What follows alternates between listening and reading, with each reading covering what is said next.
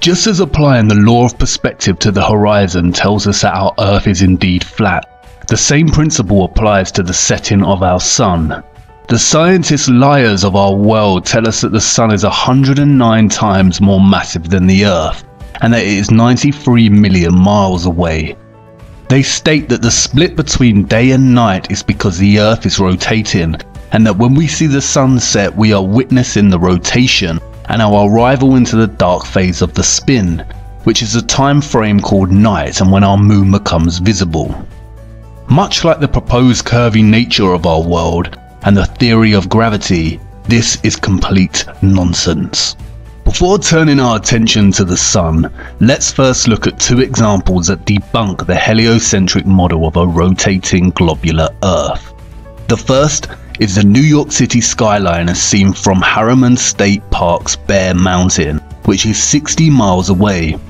If the Earth was a spinning globe of 25,000 miles in circumference, then this viewing from Bear Mountain's 1,283-foot summit should be impossible. If we take Pythagorean theorem, which determines the distance to the horizon being 1.23 times the square root of the height in feet, then this skyline should be invisible behind 170 feet of curved Earth. It should actually be beneath the horizon. Similarly, when ships pass the ocean's horizon, they should technically be vanishing over the curve of the Earth. A strong camera lens, however, proves this to be false. Ships do not vanish over the curve of the Earth, but vanish beyond our limits of perspective. The law of perspective on a flat plane dictates that a receding object diminishes in angle and height until the line of sight converges to a vanishing point, or what is called the horizon, in which the object then becomes invisible. The scientist liars claim that the sun sets and vanishes beyond the curve of the Earth, but this is nothing more than the sun moving beyond the vanishing point of perspective, which is determined by the limitations of our eyes, other objects, and weather. The same law applies to how we see the sun and its rising and setting. The sun never rises or sets. It is an optical illusion determined by the laws of perspective. We think we see the sun rise and set because of the convergent and divergent nature of our line of sight. For instance, this row of street lamps appears to decrease in size further down the line of sight before vanishing completely, when in fact all street lamps are of the same height and continue to border the walkway well beyond the vanishing point. This is the same with this line of HP bottles. They are all the same size and they do not change size. It is just our perspective that makes it seem like they do. This is precisely what we experience when we watch the sun rise, set, and journey across our flat Earth.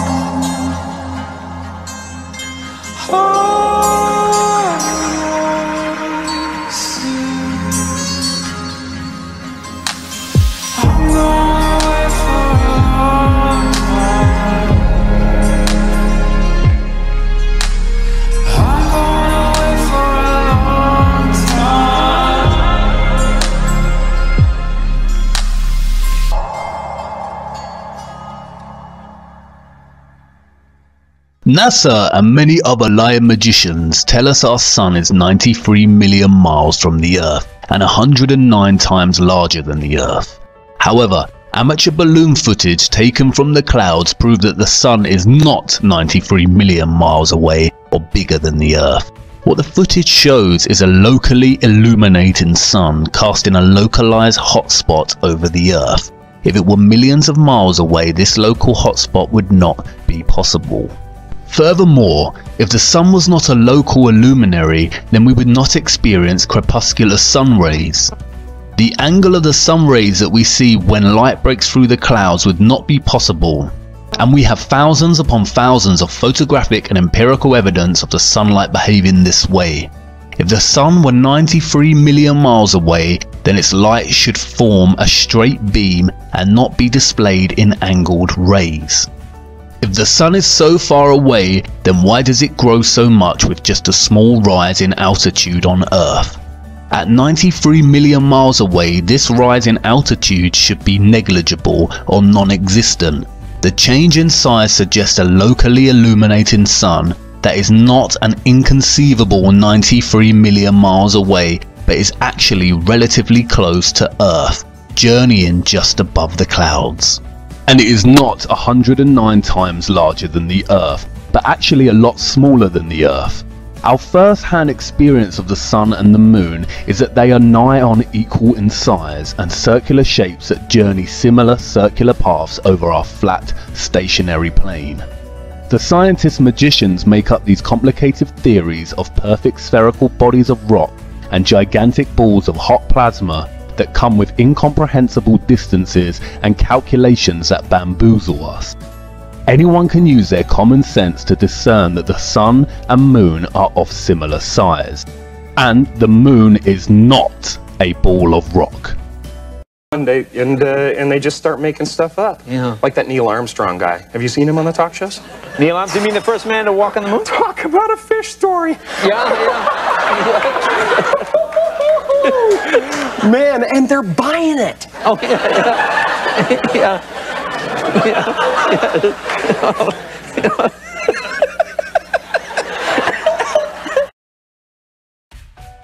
Many have studied the sun and moon's light. The sun's light is warm and drying. It preserves matter and prevents decay. If you leave fruits out in the sun, it will preserve them, like with sun-dried tomatoes and raisins. It is antiseptic and healing. The moon's light, however, is cold, damp, causes putrefaction and decay, and is septic. The sun's rays decrease the combustions of a bonfire, while the moon's light increases it. People have studied the temperature of the moonlight and were surprised to find that at night the temperature of direct moonlight is colder than the temperature of the shade. This proves that these two luminaries are unique and opposites in nature. It also undercuts NASA's claims that the moon reflects the sunlight. If that were the case, then the moonlight should have a degree of residual warmth to it and not be colder than the shade at nighttime. Furthermore, the moon cannot simultaneously be a spherical body and a reflector of the sun's light. When light is shined upon a spherical body, it produces this. Reflectors have to be flat or concave to actually reflect. A spherical convex surface results in no reflection. Again, basic, repeatable, verifiable and real science works against a magician's space saga hoax. A lot of photographic and film footage also proves that the moon is semi-transparent. When the waxing or waning moon is visible during the day, it's sometimes possible to see the blue sky right through the moon. Sometimes at night it is even possible to see stars directly through the surface of the moon. The Royal Astronomical Society has documented many of these instances. Faith believers in the pseudoscience of the rotating ball often use the moon's surface as proof of the heliocentric model, in which the moon appears upside down in the southern hemisphere and the opposite in the north. But again, this proves the stationary Earth. Time-lapse photography shows that it is the moon that turns clockwise like a rotating disc over the Earth, and this is only possible if the Earth is stationary and it is the moon itself that is moving. You see, the Sun and Moon luminaries rotate around our flat disk Earth in a similar way to the hands of a clock, dictating time and seasons and the fluctuating balance of dark and light, preservation and decay. In fact, our flat Earth is the oldest clock of them all, and this is how solar and lunar eclipses are possible. The heliocentric model completely fails when studying lunar eclipses. For a lunar eclipse to take place in the globe model, the Sun has to be reflecting the Earth's shadow onto the Moon, and all three have to be aligned in a straight 180-degree syzygy. But since the beginning of time, lunar eclipses have been observed while both the Sun and the Moon are simultaneously visible in the sky. Furthermore, when looking into the mechanisms of a solar eclipse, the heliocentric lie once again falls apart. As this footage demonstrates, the Sun and the Moon have to be roughly a similar size for a solar eclipse halo to form. Representing my sun source and a penny representing the Moon. And as you can see, the flashlight is a lot larger than the penny.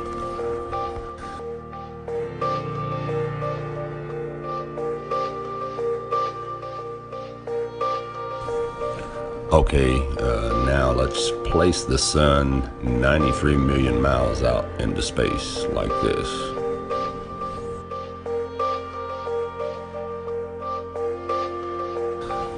And let's get our penny a lot closer to the camera.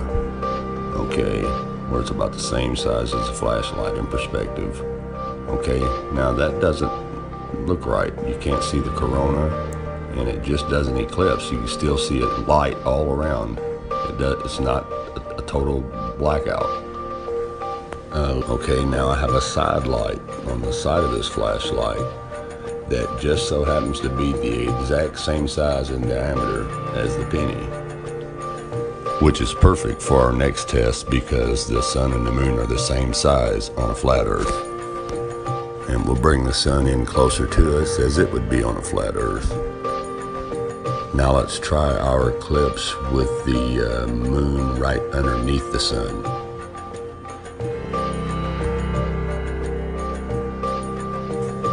And wow, there's the corona. If the Sun was 400 times bigger than the Moon, then its light would devour the Moon and we would not witness the halo, or corona. If the Earth was a rotating ball heated by a Sun that is a distance of 93 million miles away, it would be impossible to have a boiling hot summer on a continent like Africa, but a few thousand miles away, absolutely freezing conditions in Antarctica, which experiences no heat from the Sun. As Eric Dubay states, if the heat has travelled 93 million miles to the Sahara Desert, then it is absurd to think that it could not travel another 4,000 miles to Antarctica. This is a difference of 0.0004%. If the Earth was a globe, then the Arctic and Antarctic polar regions should share similar conditions due to their comparable latitude. However, this is not the case. Antarctica is the coldest place on Earth with an average yearly temperature of -57 degrees and a record low of -135.8 degrees. The average annual temperature of the North Pole, by contrast, is a mild 4 degrees.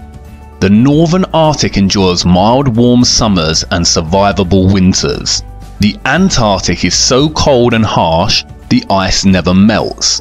This would be impossible on a globular Earth rotating on its axis. Eric Dubay also points out that Iceland, at 65 degrees north latitude, is home to 870 species of native plants and an abundance of animal life. At the South Pole, by contrast, as Captain Cook wrote, "Not a tree was to be seen. The lands which lie to the south are doomed by nature to perpetual frigidness, never to feel the warmth of the sun's rays, whose horrible and savage aspect I have not words to describe. Even marine life is sparse in certain tracts of vast extent, and the sea bird is seldom observed flying over such lonely wastes. The contrast between the limits of organic life in Arctic and Antarctic zones is very remarkable and significant. The sun's yearly motion from tropic to tropic, Solstice to solstice is what determines the length of the days and nights and the appearance of seasons. This is why regions on the equator experience almost annual summer conditions, and the north and south latitudes experience more defined seasons with winters. The sun and moon do not just journey our flat earth in one large circle, but rather a series of circles, or what is better understood as a conical coil spring-like motion, which dictates the change in season and the length of the days. That is why it is possible to see a midnight sun in the Arctic, and time-lapse footage of this shows that the sun does not set but circles the pole. The scientist priests lie and say this is due to the poles on either end of the spherical globe, and that Antarctica also experiences a midnight sun. But we have no amateur footage of this, as no one is permitted to explore the region. And all official footage is highly suspect as either Photoshop or manipulated. Furthermore, if there was such a phenomenon in the Antarctic, then why does nothing grow there? NASA claims that the Earth is spinning at 1,000 miles per hour around its central axis, travelling at 67,000 miles per hour around the Sun, and spiralling at 500,000 miles per hour around the Milky Way, while the entire galaxy is travelling at 670 million miles per hour through the universe. If this was the case, then the North Pole star, or what is known as Polaris, should not remain a constant in the night sky. It always remains perfectly situated above the North Pole, despite all this motion and journeying. The word planet originates from the ancient Greek planetes, which translates to wandering or to wander. And the Greeks were correct. It is the stars above that are moving, not us on our flat stationary Earth. Look.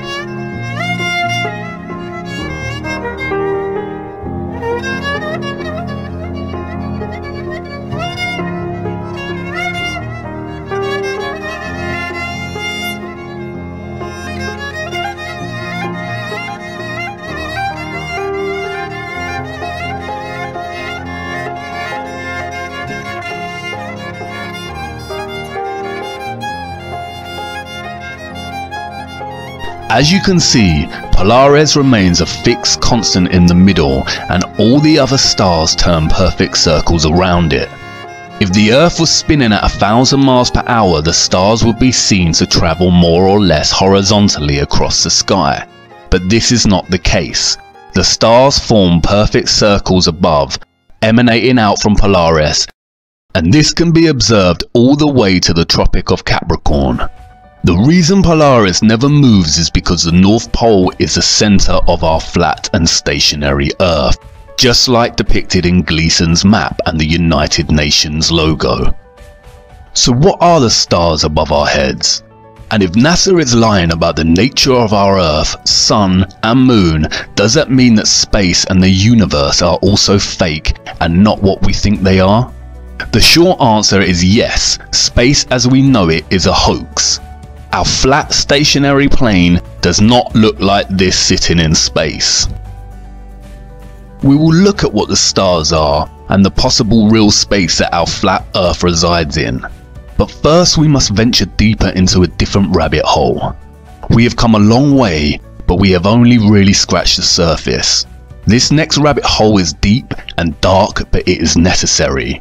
And I promise you this, on the other side lies a comprehension of things so incredible in nature you would not have thought them even possible. Follow me now to part 5, as it is time to understand the why of the lie.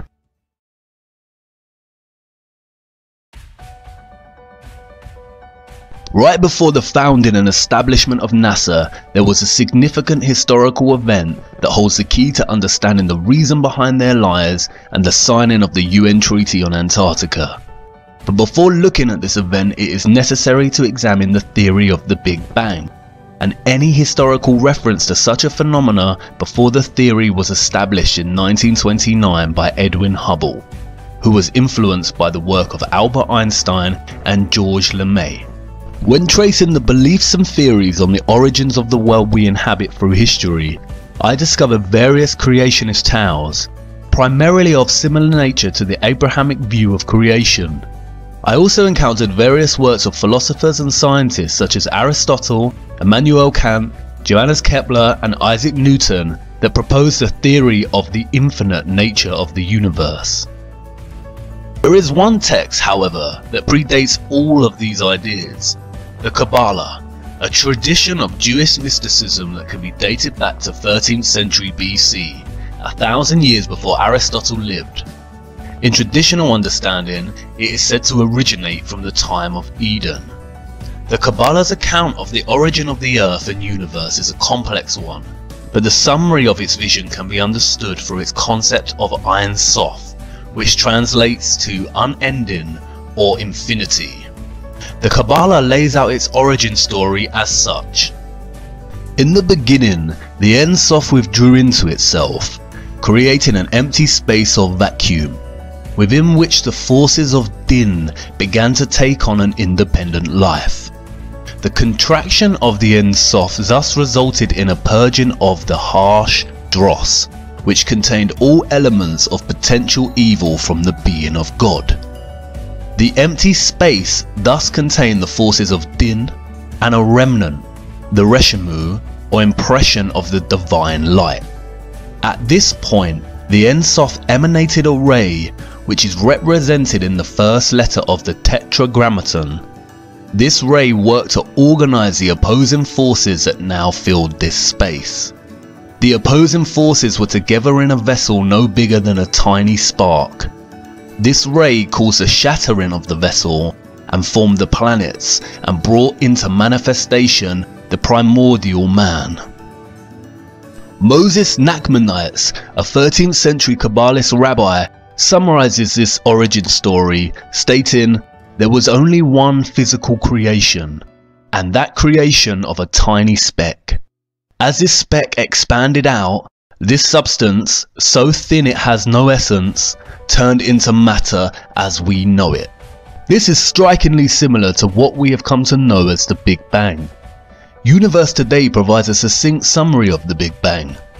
The Big Bang hypothesis states that all of the current and past matter in the universe came into existence at the same time, roughly 13.8 billion years ago. At this time, all matter was compacted into a very small ball with infinite density and intense heat called a singularity. Suddenly, the singularity began expanding and the universe as we know it began. This is the same story. Both present the idea that in the beginning there was a vacuum and then a small speck appeared, and from there began the expansion of matter, forming the planets and the world we know today.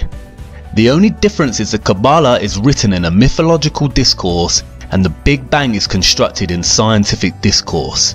But stylistic language choices aside, it appears that the Kabbalah had worked out the origins of the universe a long time before Einstein, Hubble and others. This leaves us with two conclusions from this discovery. 1. Contemporary Big Bang theory has proven the Kabbalah and its teachings. All people who believe in this theory should seek out the Kabbalist rabbi to learn more about what they believe. Or 2. Contemporary Big Bang theory was stolen from the Kabbalah, in which case neither is correct and it is all a big lie. I will return to this origin story shortly, but before I do, it is essential that we look at some of the esoteric teachings of the Kabbalah. Kabbalah in Hebrew means to receive or to orally receive. The secret, esoteric teachings of its mysticism were orally taught, written in codes, numerologies and symbols. Symbolism and numerology are especially important in Kabbalistic mysticism. Many books of the Kabbalah are extremely cryptic in nature, especially the Book of Zohar, which translates as splendor, and the Book of Bahir, which translates as illumination. Both texts have been deemed to be coded with gematria, which is a form of numerology where letters have corresponding numbers. A well-known example of Hebrew gematria is the word chai, which translates to alive, and is composed of two Hebrew letters that add up to the number 18. This has made the number 18 a lucky number for Jewish people, and gifts of money in multiples of 18 are very popular. Symbols are equally important in the Kabbalah and have been used as a method of conveying meaning and their secret teachings since its inception. Some of these symbols are widely recognized. For instance, the Kabbalah Tree of Life, or the Sephirot, the Hamza, and perhaps most famously, the six-pointed star, the hexagram, or what is now referred to as the Star of David, and the symbol adorning Israel's flag. It is found in early texts of the Kabbalah, and its earliest Jewish association dates back to the Leningrad Codex of 1008. It is this six-pointed star that I would like to focus on now, for you see, it was not always a symbol of Israel, nor is it exclusive to Judaism. To understand the hidden history of this symbol, we must first journey to the year 1760 as Mayor Amschel Bauer returns to Frankfurt to take over his deceased father's business in moneylending. Before his death and in his son's absence, Mayer's father had mounted a coat of arms on the front of the entrance to the counting house to honour its name. The sign features a hexagram against a red shield. It was because of this sign that Bauer changed his surname. Rot is German for red and Schild is German for sign, so he took the name and became known as Mayer Amschel Rothschild. As Mayer's business began to thrive due to his discovery of loaning money to governments rather than individuals, he enlisted Adam Weishaupt to create the Order of the Illuminati, which was completed and established on May 1st of 1776. Soon after, Weishaupt merged the secret doctrines of the Illuminati with the Continental Order of Freemasons, which was founded in 1717 and largely peaceful until this merge. He then went on to establish the famous Freemason lodges of the Grand Orient to be the Illuminati headquarters. In establishing this order, Weishaupt recruited 2,000 followers, including the most intellectual men in the arts, education, science, finance and industry. They were given the following instructions in order to gain control. Number 1. Use money and sex bribes to obtain control of men in high positions. Number 2. Colleges and universities were to cultivate students possessing exceptional abilities and train them specifically in internationalism. Number 3. all influential people were to be used as agents and placed behind the scenes of all governments as experts and specialists. Number 4. To obtain absolute control of the press. The drive for control and power soon began. Sending literature to Paris to provoke the stirrings of the French Revolution, Adam Weishart's courier was struck by lightning, revealing the text contained inside which outlined plans to provoke such a revolution. The Bavarian authorities seized the text, and the government published the details of their doctrines in a text titled The Original Writings of the Order and Sect of the Illuminati. Unfortunately, Europe did not heed their warning, and the French Revolution took place, which made the Rothschilds a lot of money due to the laws that limited Roman Church taxes. In 1798, John Robinson, one of the leading intellectuals of his time and professor at Edinburgh University, published a book, Proofs of a Conspiracy Against Religions and Governments of Europe, carried on in the secret meetings of Freemasons, Illuminati and secret societies. Again, no one heeded Robinson's warning. In 1812, Mayer Rothschild died and laid out specific laws for the House of Rothschild, which are 1. Only males will enter the business, 2. Intermarry to preserve fortune, and 3. The eldest son of the eldest son is to become the head of the family. After his death, Mayer's children left Frankfurt and established banks in all major European cities. Nathan Rothschild moved to London at 21, where he established a banking house. During the Napoleonic Wars, the 5 Rothschild brothers worked to provide gold to both Wellington's army through Nathan in England and Napoleon's army through Jacob in France, thus establishing a formula they would retain until the present day. Exactly this: fund both sides of each war and become rich in the process and aftermath. The Napoleonic War forced Britain and many other countries in Europe to borrow vast sums from the Rothschild Bank, with interest rates they would never ever be able to pay back. Furthermore, they manipulated the stock market. During the war, speculators would watch the value of Nathan Rothschild's British war bonds in an attempt to guess who would win the war. Shortly after the battle ended, and long before anyone else knew who was the victor, Rothschild began selling bonds. Everyone assumed this meant that Napoleon had won and Europe had lost. Panic selling followed, and when prices crashed, Nathan bought the majority of these bonds. The ownership of such high value bonds meant that the Rothschilds literally owned the Bank of England. From that moment onwards, the interests of the British Crown and the Rothschilds became so entwined that the Rothschilds were given titles of nobility.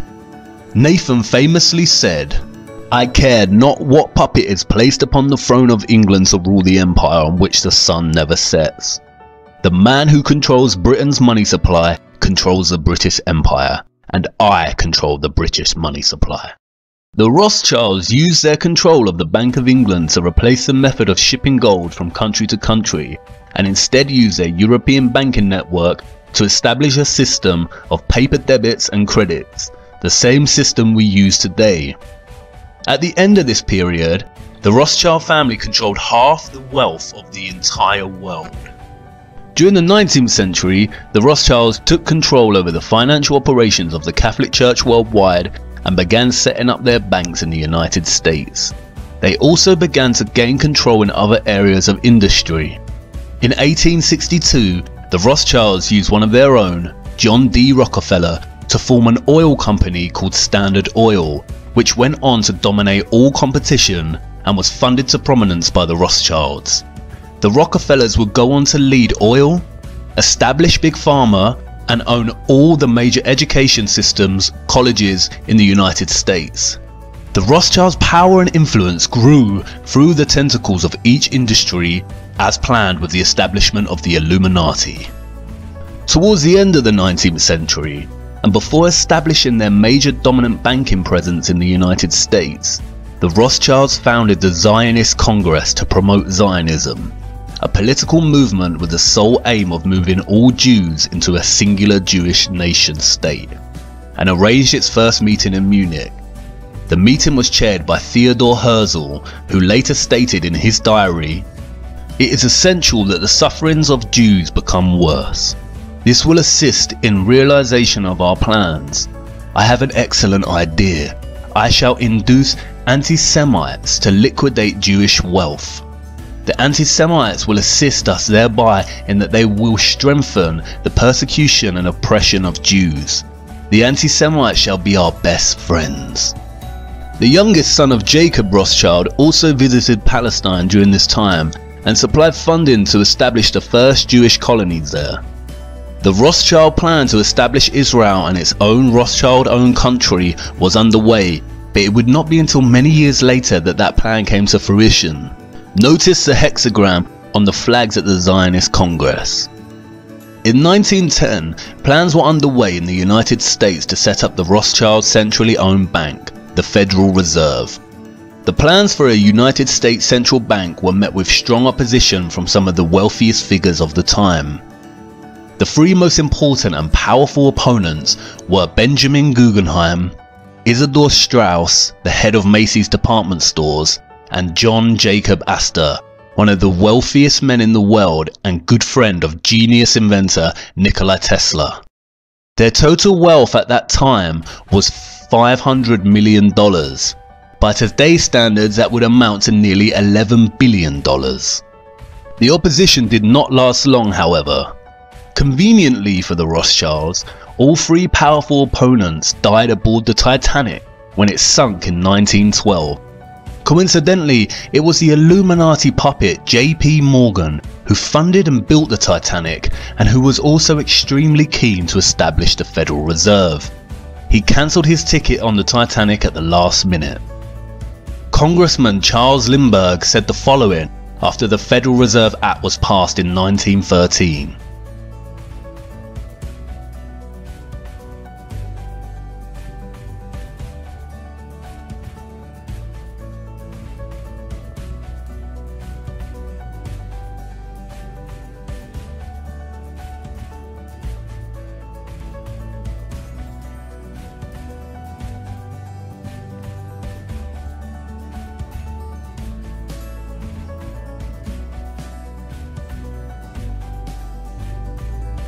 The last part of this statement is especially important. From now on, depressions will be scientifically created. Like two con men working a mark, the Fed made credit easy while establishment newspapers hyped what riches could be made in the stock market. Federal Reserve meant that the dollar could now be printed outside of the government's control. It would be used to drive economic war and depressions and was the perfect machine for eternal debt. Abraham Lincoln fought against the establishment of this method and began printing his own debt-free money, what was termed greenbacks, during the American Civil War. Similarly, JFK signed an executive order which returned the US government the power to issue currency, bypassing the Rothschilds' own Federal Reserve. What do both of these presidents have in common? They wanted to print dollars for the American people against the wishes of the Rothschild system, and both were assassinated. During World War I, we see the same Rothschild war formula play out. The German Rothschild loaned money to the German government, the British Rothschild loaned money to the British government, and the French Rothschild loaned money to the French government. During the war, and while Britain is considering Germany's offer of armistice, Louis Brandeis, the elected leader of the Executive Committee for Zionist Affairs, sends a Zionist delegate from America to Britain, with the promise to bring America on the side of the British, provided the British agree to give the land of Palestine to the Rothschilds. The Rothschilds had interest in the Far East, and having their own governed state meant that they could own their own military, which they could use on any aggressor who stood in the way of those interests. In light of this, the British Foreign Secretary, Arthur James Balfour, drafted a letter which became known as the Balfour Declaration, to none other than dear Lord Rothschild. It states that the British government would do all it can to help establish Palestine a national home for the Jewish people. In 1919, the Paris Peace Conference was held to discuss reparations that the Germans needed to pay to the victors of the war. The host of the conference was Baron Edmund de Rothschild. A delegation of 117 Zionists headed up by Bernard Baruch brought up the subject of Palestine. The Germans felt betrayed as the nation had always had good relations towards Jews. The conference was also used by the Rothschilds to float the idea of setting up a world government called the League of Nations. Bernard Baruch then went on to found the Council on Foreign Relations in the US. The first objective of the Council on Foreign Relations was to gain control of the press. This task was given to none other than John D. Rockefeller, who set up many national magazines such as Life and Time magazine. With the Rothschilds' power presence now firmly established in the US, they soon began preparations for World War II. At the same time, Adolf Hitler, the Chancellor of Germany, was driving Jews out of governmental positions. A Rothschild puppet, Samuel Untermyer, the head of American delegation and blackmailer of President Roosevelt, called for all Americans to destroy German-made products, and thus began a large propaganda campaign. Once the effects of this boycott began to be felt in Germany, the Germans, who had demonstrated no violence towards the Jews up to this point, simply began boycotting Jewish stores in the same way the Jews had done to stores selling German products in America. This is the same year that President Roosevelt ordered the Illuminati eye to be placed upon all new dollar bills, along with the Latin phrase Novus Ordo Seclorum, which means a new order of the ages. 1 year later, Swiss banking secrecy laws were reformed, and it became an imprisonable offence for any bank employee to violate bank secrecy. This is all in preparation to cover the trace of the Rothschilds as they fund both sides of the war. You see, the Rothschild-controlled US company IG Farben would go on to arm Germany in the war and produce Zyklon B, the lethal gas used in the concentration camps. The Rothschilds also financed American IBM, which provided the supply machines to the Nazis to produce the punch cards to help organize and manage initial identification and expulsion of Jews, the confiscation of their property, and their eventual extermination. Interestingly, during this time, Prescott Bush, the father of President George Herbert Walker Bush, had his company seized under the Trade-in with the Enemy Act. He was funding Hitler from America while American soldiers were fighting against the Germans. The Rothschilds' connection to Hitler may be more understated than initially realized. As Hans-Jürgen Kohler's Inside the Gestapo states, Adolf Hitler's grandmother Maria was a servant at the Rothschild mansion. You see, the war was very choreographed and had nothing but the Rothschilds' interests in mind. As Zionist Isaac Greenbaum in a speech to the Zionist Executive Council put so succinctly, "One cow in Palestine is worth more than all the Jews in Poland." This piece of propaganda was to scare Jewish survivors into believing their only place of safety was Israel. At the end of the war, in 1945, the Rothschilds not only profited significantly financially, but their vision of a League of Nations came to fruition with the establishment of the United Nations. British had stated that there would be no more immigration of Jews to Palestine in order to protect the Palestinians, but after the Second World War, the British transferred control of Palestine to the United Nations. The United Nations divided Palestine into two states, one Zionist and one Arab, with Jerusalem to remain as an international zone to be shared by all religious faiths. In the years that followed, the Israelis launched a series of military assaults on the Arab Palestinians, causing a mass exodus. The Israeli secret intelligence agency, the Mossad, was formed. Its motto is, "By way of deception, thou shalt do war." In 1948, the Rothschild bribed President Harry S. Truman with $2 million, which they gave him on his campaign trail, to recognize Israel as a sovereign state. The flag of Israel was soon revealed, which is none other than a blue version of the Rothschild red hexagram. And this is where the story just begins. Follow me to part 6, so we can take a look at the true meaning of this six-sided star.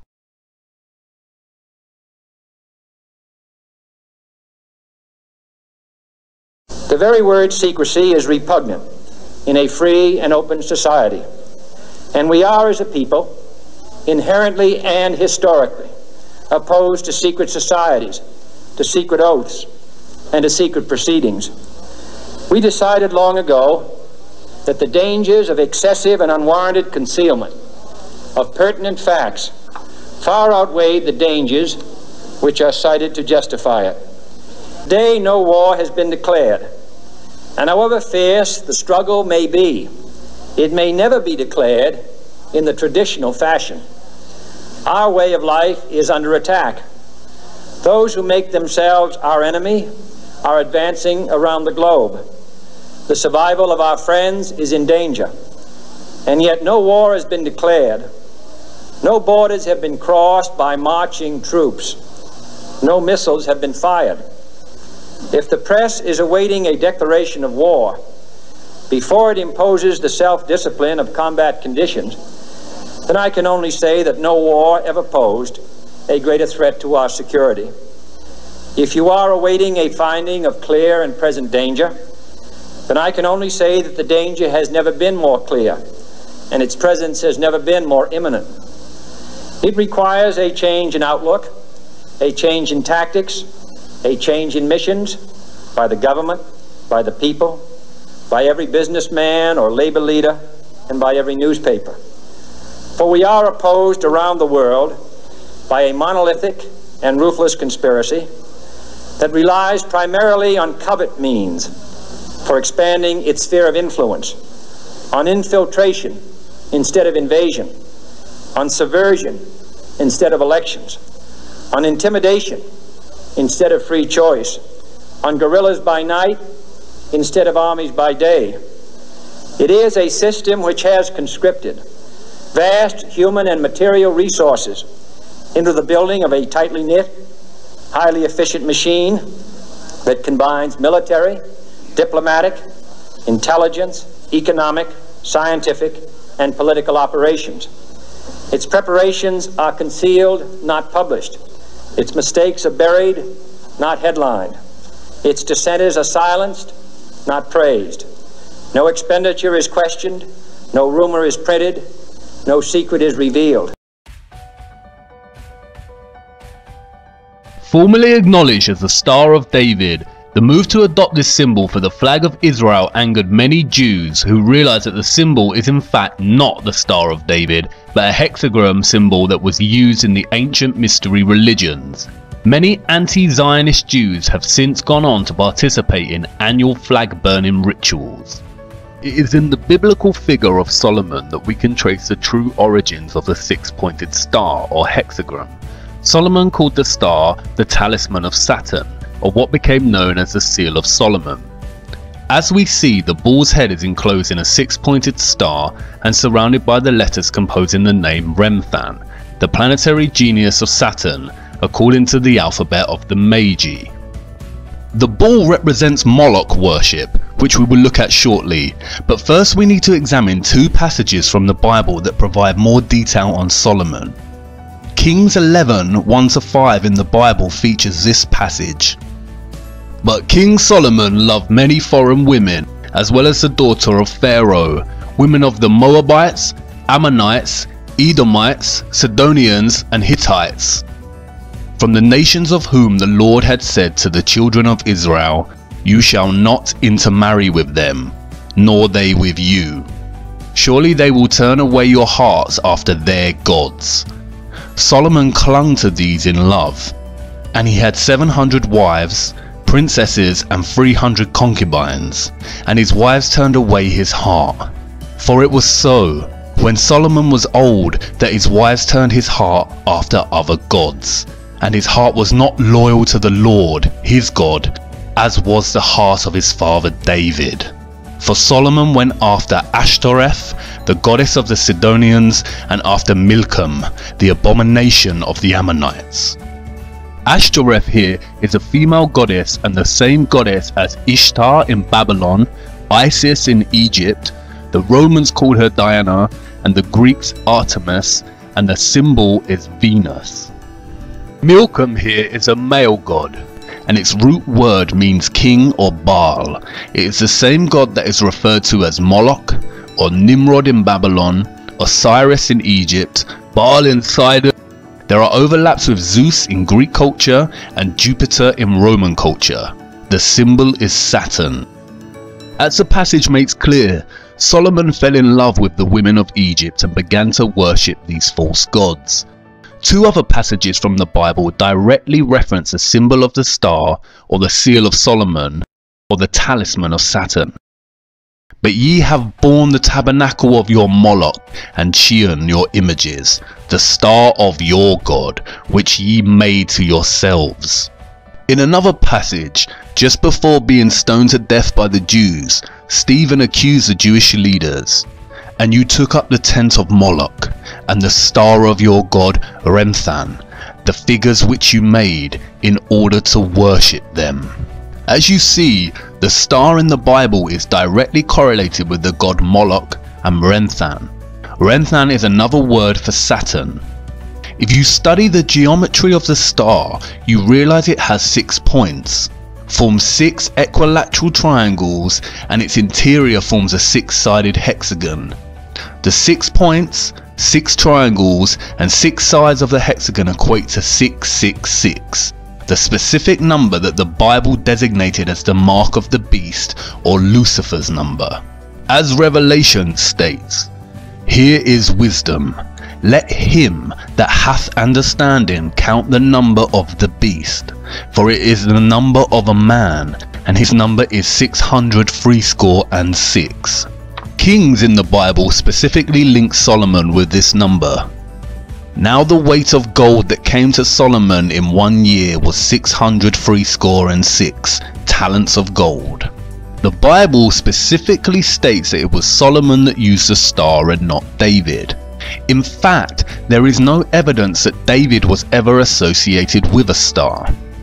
We've seen how Freemasonry had been infiltrated and overtaken by the Rothschild Illuminati agenda.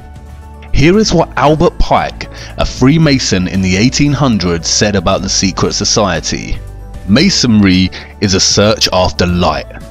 That search leads us directly back, as you see, to the Kabbalah.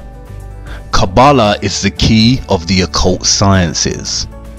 The true philosophy, known and practiced by Solomon, is the basis on which Masonry is founded. It is not only Albert Pike himself who reveals the links between Freemasonry, Solomon, and the Kabbalah. The symbolism of Freemasonry and the Illuminati all overlap with recurring themes of Saturn and the numerology of 666. You see, what Pike is really referring to here is the occult practices of Solomon that are traced back to ancient Egypt and Babylon, and that secretly worship the god of Saturn, or otherwise known as Moloch, or Baal, or Nimrod. In 2012, NASA released yet another CGI image, this time of Saturn's North Pole. In addition to looking very fake and absurd, the image presents the world with what is termed as Saturn's hexagon. As you can see, when connecting the lines within a 6-sided hexagon, it produces other shapes. First that of a cube by joining 3 lines, and then that of a 6-pointed star or hexagon by joining 6 lines. Studying the root word of Kabbalah, I soon realized that Kaaba in Arabic means cube and Allah means God. Therefore, the literal translation of Kabbalah in Arabic means cube God. And then it dawned on me, I had seen the cube before. In fact, I had seen it everywhere. Here is the cube, or Kaaba, in Mecca that forms part of Muslim worship. As you can see, those worshipping the cube form circles around it, much like the rings of Saturn. Here are Orthodox Jews in their morning prayer, using the tefillin, or the black cube with scrolls inside attached to their foreheads. Here is the Pope with the 6-pointed seal of Solomon on his hat. Interestingly, if you take the 2D shape of the crucifix and begin to fold it into a 3D shape, it produces a cube. In Hinduism, the hexagram is more commonly known as Shakon. It is the union of Shiva, who represents the male, and Shakti, who represents the female. Hindus also refer to Shiva as Kabbalah Ishwara, the Lord of the Kabbalah. And did you know that there are huge monuments to the black cube throughout the world? Here is the 9/11 memorial from above. An inverted black cube within another inverted black cube. Furthermore, the Saturn symbolism is not just specific to religions and memorials. Even the everyday life of a so-called atheist is rife with Saturn symbolism. And this is not just limited to the cube itself or the star. The rings of Saturn populate our everyday world. We all live by the symbol of Saturn without realizing it. The symbol of Saturn is inextricable from the number 6. Saturn is the 6th planet from the Sun in the heliocentric model. Also, Saturn Day, or what we now refer to as Saturday, is the 6th day. If you look closer at the Freemason square and compass, it is indeed a broken 6-star hexagram. When linking the letters that spell Mason on the $1 bill, you get a 6-pointed hexagram with the Eye of Providence, or the Eye of Horus, specifically highlighted. Horus, again Egyptian gods. Saturn has also become inextricable with Satan or Lucifer. As Manly P. Hall writes, Saturn has also been associated with Satan, and this for numerous reasons. First, many authors argue that the word Satan is derived from the word Saturn. Second, Saturn is associated with the color black, as well as Satan. Third, ancients considered Saturn to be the furthest planet from the Sun, the latter being associated with the principle of good. Saturn is consequently the celestial body that is the less exposed to the Sun's divine light, and thus associated with the coldness of the principle of evil. Finally, the great god Pan, the horned deity, represented Saturn in ancient paganism. This half-man, half-goat creature is considered the ancestor of our modern depictions of Satan. Pan was a composite creature, the upper part, with the exception of his horns, being human, and the lower part in the form of a goat.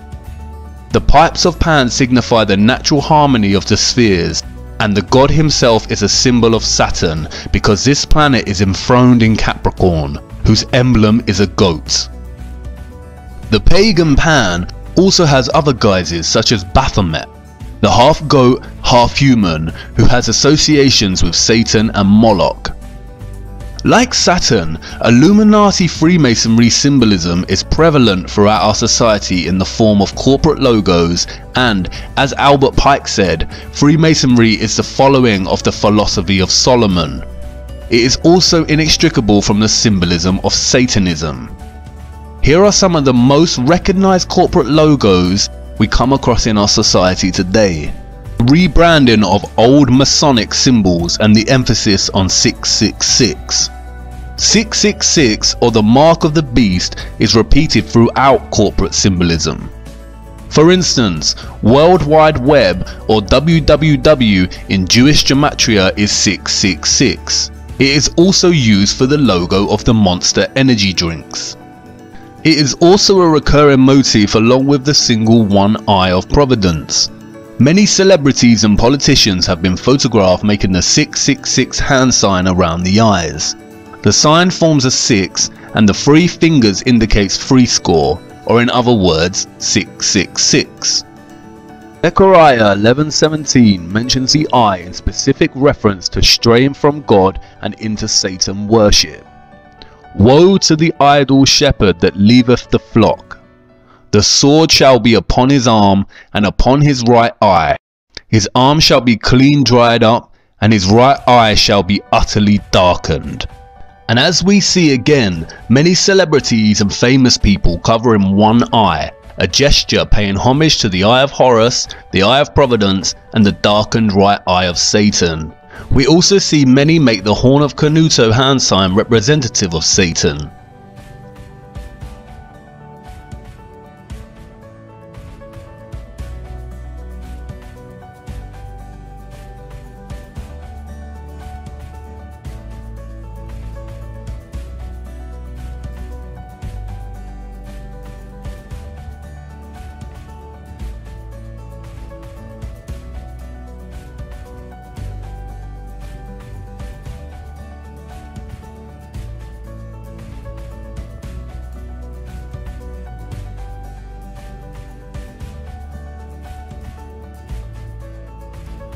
The symbolism is literally everywhere. For instance, why does the Vatican's hall look like a serpent? What are the dark serpent-like figures behind the throne? And why was the Vatican's telescope initially named Lucifer?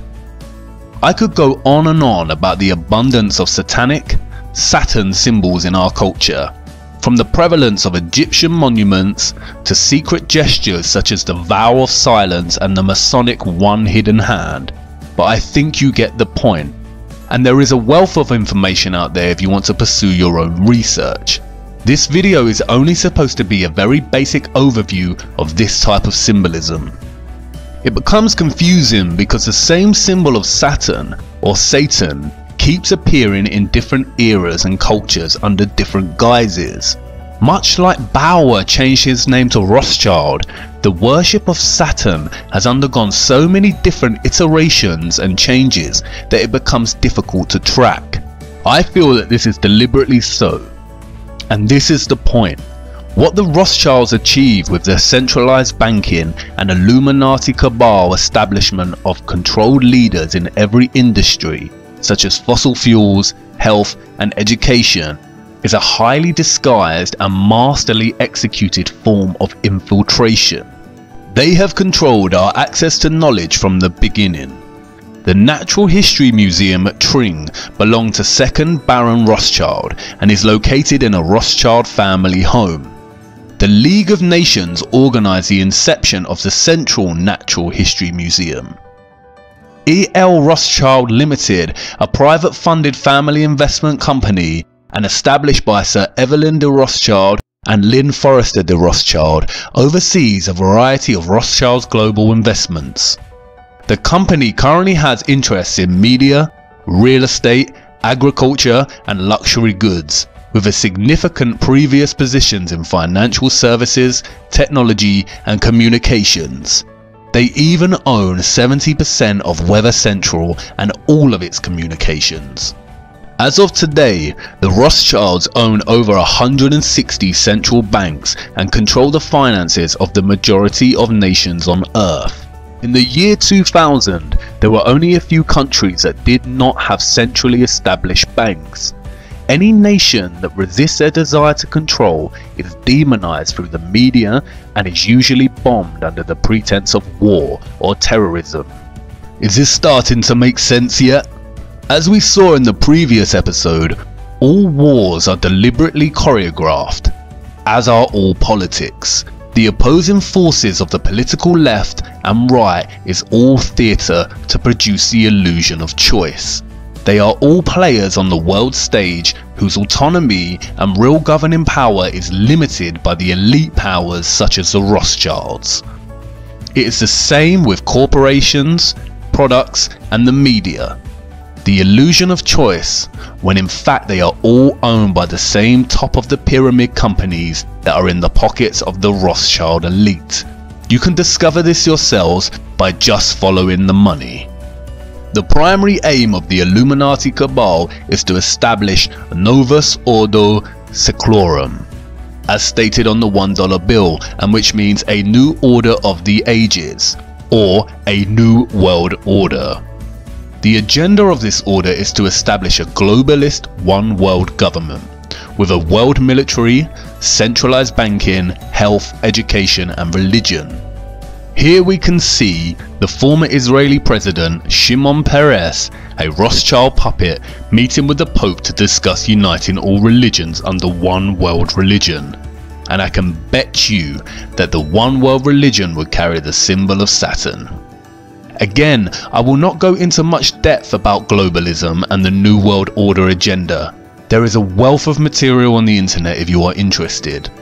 The Rothschilds and the Rockefellers are just one of the many governing cabal elite families that run and rule our world. Doing justice to the complexity of this would require its own video series. My main objective is to give you a brief overview of the Rothschilds power complex and its grip on our world, and to show you the prevalence of satanic symbolism that stems from this power complex, as it is the key to understanding the lie behind the heliocentric model of the Earth, and why they would deliberately hide that our Earth is a flat, disc-like plane. Despite being studied and used by different Jewish sects today, the Kabbalah is not exclusively Jewish.